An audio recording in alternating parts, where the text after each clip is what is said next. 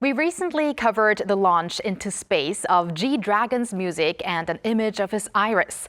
Today, we want to talk about poems being sent to the moon, and that includes Korean poems written in the traditional poetry form Sijo. To hear more about this project, we now connect to Joyce Brinkman, the lead editor of Polaris Trilogy, which is the book of more than 100 poems that was launched to the moon. Hello, Ms. Brinkman. Hello, Ms. Brinkman. Hello, thank you. Nice to be here. Thank you for joining us. So first of all, could you please introduce yourself as well as the fascinating project you are involved in?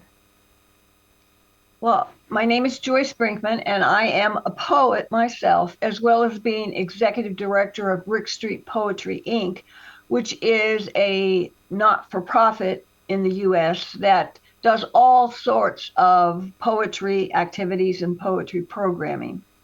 The thing that I'm here to talk about tonight is the very exciting thing that we've got to do, which is our Polaris Trilogy, Poems for the Moon. This is part of the Lunar Codeex, which is a project of Samuel Peralta. He is a physicist and poet and artist in so many ways, who has wanted to bring together all of this art and has provided a way for lots of art to go to the moon on NASA flights. I think the idea of sending creative works into space is so intriguing, but what exactly is being loaded on these spacecraft and how does it all work? Well, I'm not a technical person from the standpoint, but it's something that I believe NASA has invented, and it's called Nico nanofish. So it would be a little bit like when we used to use microfiche to read things. And actually, I can't tell you where it is on this particular the launch that is now landed on the moon, and we are actually on the moon with the Polaris Trilogy and lots of other wonderful artwork.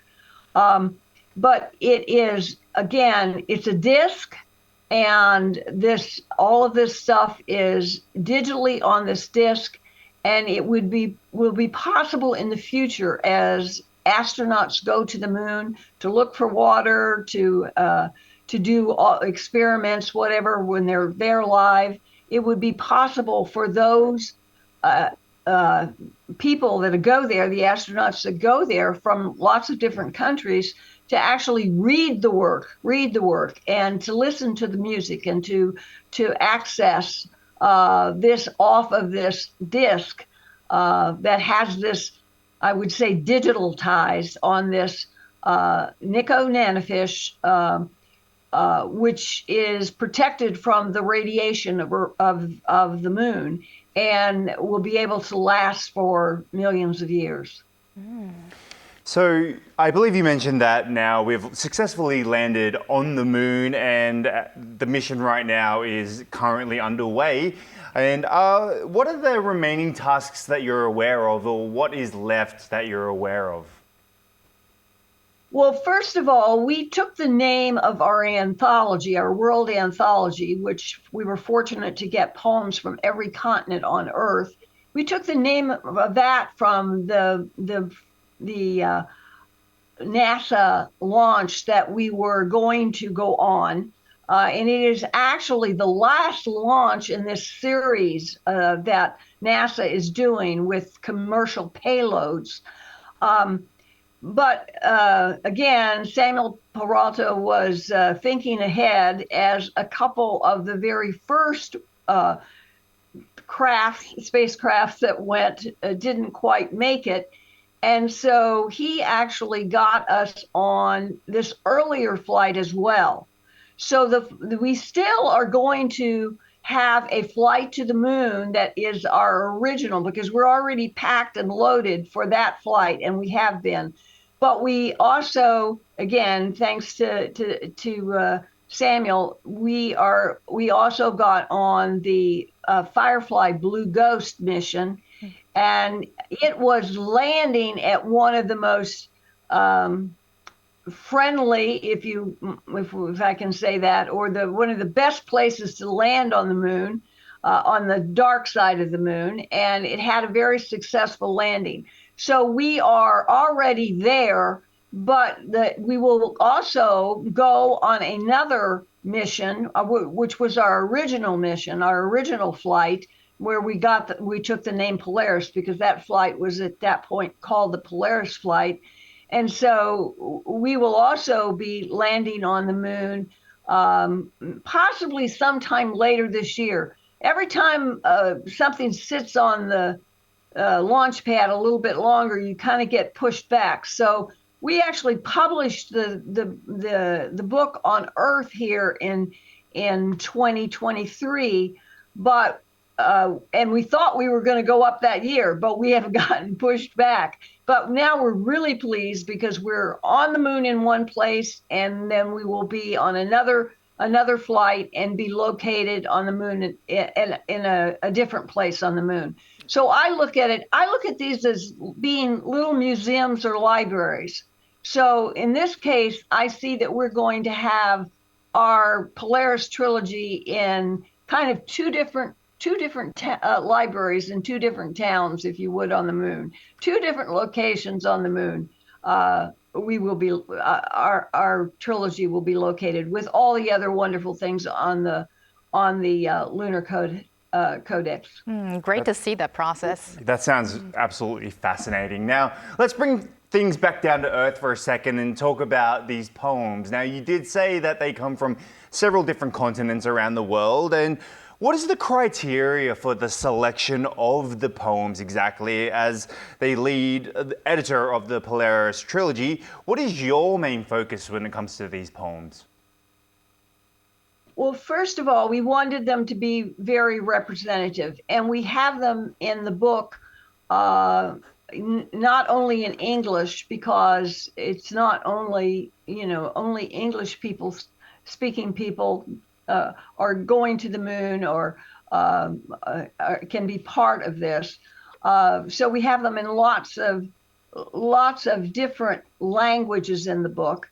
And in order to tell a story, I created sections in the book and then I assigned these different sections to different continents. And then you needed to use, there were 3 words for the 3 different sections.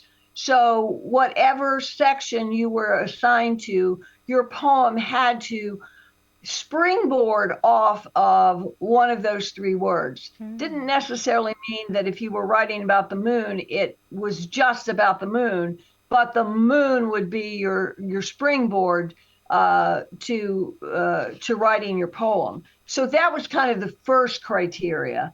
And then obviously you, as a poet, you look for how well the poem flows, the imagery, and the normal things that you would be looking for in a good poem.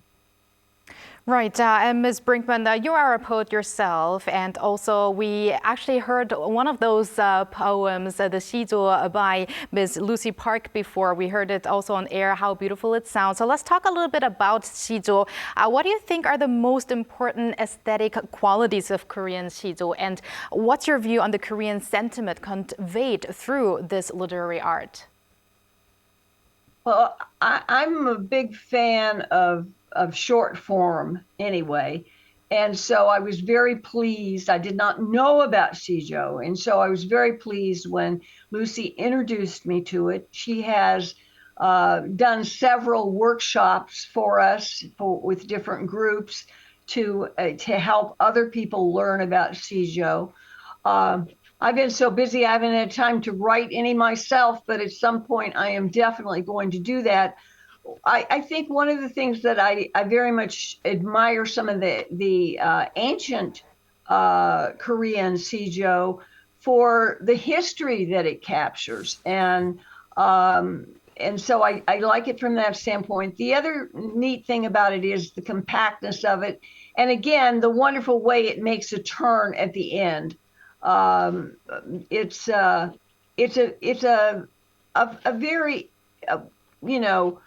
accessible form, I think, for people, and yet it also, I think, teaches a lot because, as far as language is concerned, because of the way it has the structure it has, and the way you need to write it. So I think it's a wonderful form, and I'm very thankful that Lucy has introduced it to us. Well, Ms. Brinkman, we're also very thankful for you connecting with us today. I'm afraid that's all the time we have today, and we look forward to many more creative works being sent out there to the moon. So thank you very much again for connecting with us. Thank you, Ms. Brinkman. Thank you.